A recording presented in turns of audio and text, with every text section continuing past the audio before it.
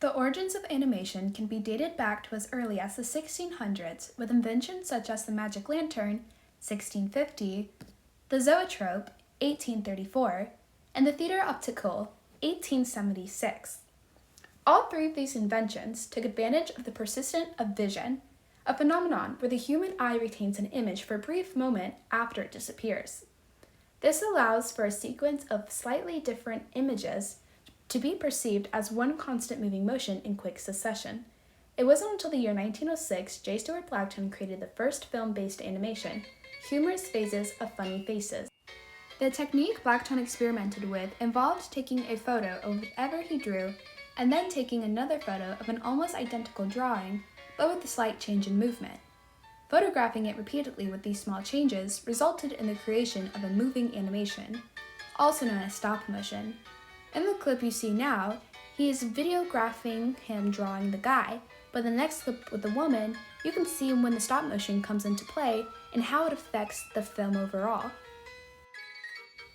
Although some historians argue that it wasn't until 1908 when Emile Cole created Fantasmagorie to be the first actual created animated film.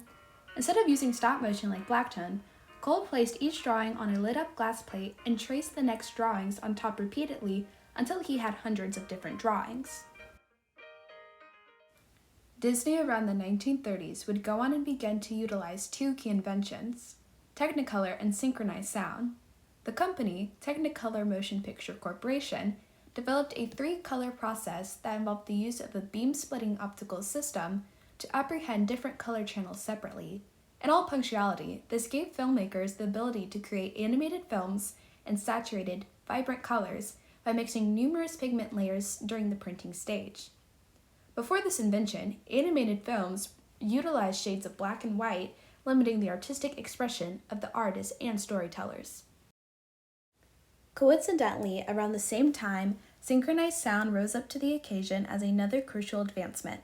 In the early days of filmmaking, animations were most commonly silent or paired up with the musical soundtracks that would be played in theaters. Like a puzzle, Disney was able to transcend the limitations of traditional storytelling, embarking a newfound level of technology. Vibrant hues of the Technicolor combined with the seamless level of realism of now having characters speak, interact, and sing opened a new era of Walt Disney that was yet to come. Just a few years later, Disney would release a huge hit, Snow White and the Seven Dwarfs, in 1937. This was Disney's first full-length animated film that marked the start of moving away from traditional short animations. This film was not only a monumental turning point for Disney, but as the animation industry as a whole. You may be wondering, why was one movie so influential? Well, it wasn't the film itself, but how it was made. The multiplane camera, created by one of Disney's animators, Ub Iwerks, brought the multiplane camera into existence. This is the plan for a super cartoon camera. We call it the multiplane camera. The creation of the multiplane camera involved a meticulous process. The artists crafted their artwork on separate layers that were then placed on glass plates. These layers would contain various elements of the current scene that was stacked on top of each other in a specific order. Then the camera itself would be positioned above the layers and moved across during filming, resulting in each layer's position to be captured sequentially. The process ended with the final scene conveyed with a sense of depth, perspective, and visual richness. The success of this groundbreaking film officially solidified Disney's position as an animation pioneer and once again inspired the industry to take on new challenges in the art of storytelling and technology. In the following decades, Disney would go on to make more advancements in their work. It was not until the early 90s that Disney would take a leap of faith, going from hand-drawn animations to a computer animation associated with the production system known as CAPS. One of the developers and founders of the system, co-founder for Pixar Animated Studios, Dr. Alvy Ray Smith, changed how animated films were being produced, eliminating the need for traditional ink and paint processes. Going digital gave a level of consistency of artwork that we couldn't have achieved before. CAPS also incorporated the multiplane camera effects to still give that handmade Disney feeling, as seen in Lion King. Lion King 1994 is a prime example of CAPS being used. It shows the full capabilities of the system and contributes to the remarkable visuals. that it? They all gone? Oh, boy! Come on, Minnie.